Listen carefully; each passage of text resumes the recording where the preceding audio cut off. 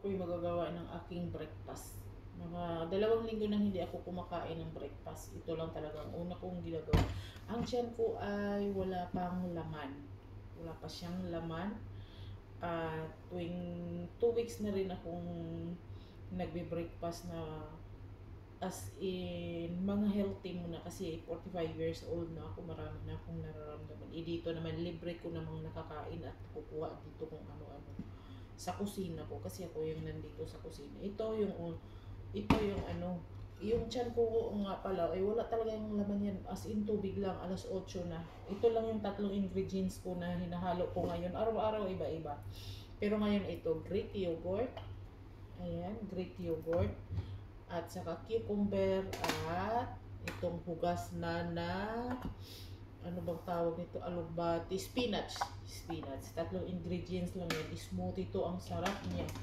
Gawa nung ito Greek yogurt. Masarap yung Greek yogurt. Ito lang ginagawa ko. Bini-blender. Ang kinalalabasan nito, greeny na greeny. Ang sarap. Sarap siya. May na kasi tayo, may mga nararamdaman na. Tsaka OFW, maraming nararamdaman pag OFW talaga. Daig pang nasa bukid.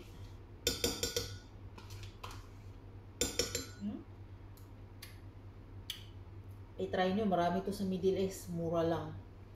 Greek yogurt. Ito yung libre lang kasi nakukuha ko lang to sa refrigerator. Binibili ito yung nagja-Jamia kami. Nag-grocery ba? Jamia grocery. Yan, oh. Una ko yung Greek yogurt. Tapos ito. Spinach. Grabe, ang sarap nito pag hinalo. Perfect na perfect sa mga nag-healthy smoothie. Nakita ko lang to sa mga nag-YouTube at saka yung mga nag-FB nagpupost ng ganito.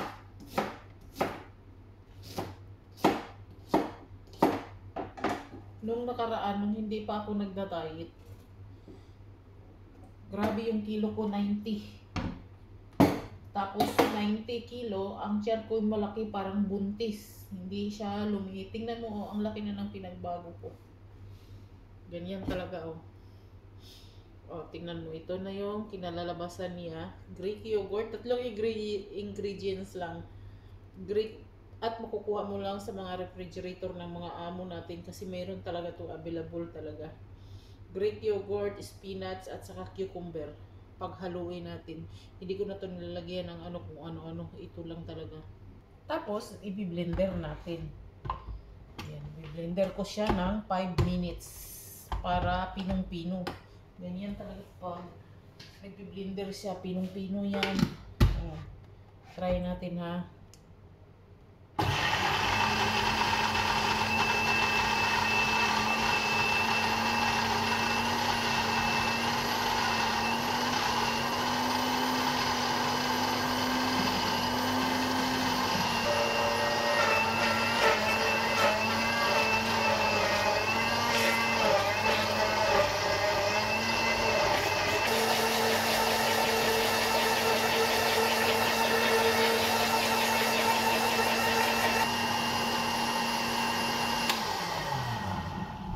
Ayan, ito na yung smoothie ko. Masarap to. Ayan, ayan yung kinalabasan niya. Grabe, masarap yan.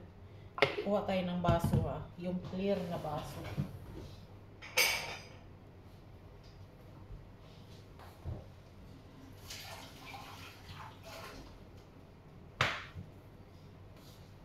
Ayan. I-ano muna natin. Tingnan mo, Ayan, ha. Ito yung ginagawa ko tuwing umaga. As in, walang laman yung tiyan ko. Ayan, para siyang nilalagyan ng matcha.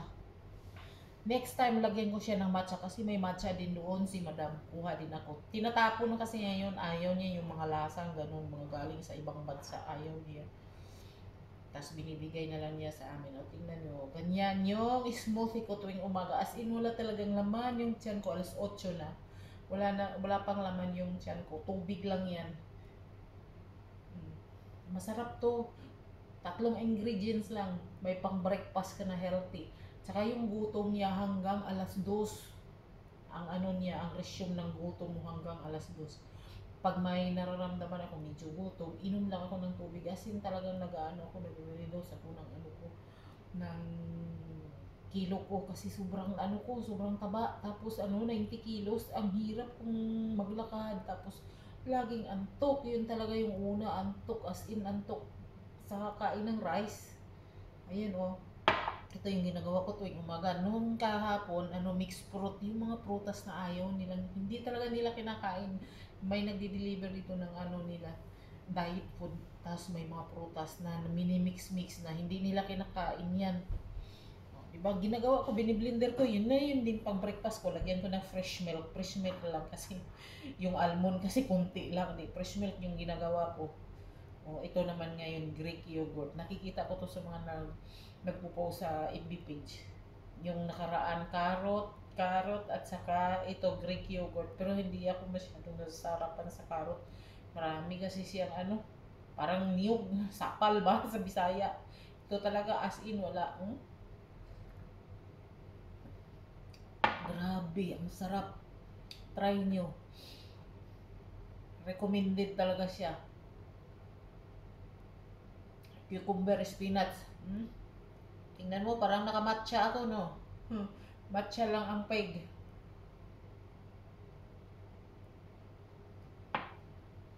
Tapos ito, inuubos ko to.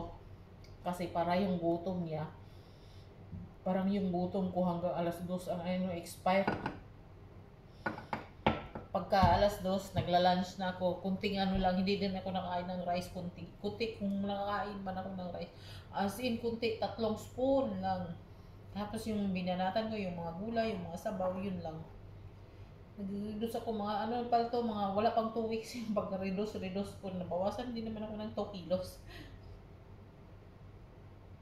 Tapos sa gabi, tea na lang. Nasanay na rin ako yung tea na walang sugar. Nung umpisa, hindi ko kaya walang sugar. Pero ngayon, kaya ko na.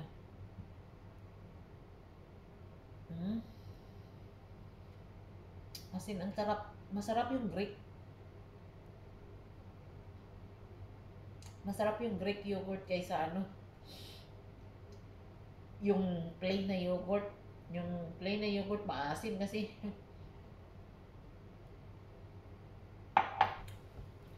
Diba? Sinasain ko pa yan.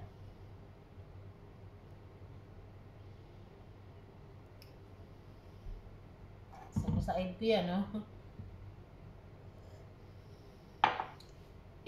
Diba? Hanggang dito na lang, wala lang laman. Ang expire nito ay alas 2 pa ang gutom ko. Resume ko ng kain alas 2. Kung gutom man ako, as in, kung gutom na ako, Skyflex lang at saka yung red tea. Red tea na walang sugar. Sa irin ko pa yan, lagyan ko ng tubig.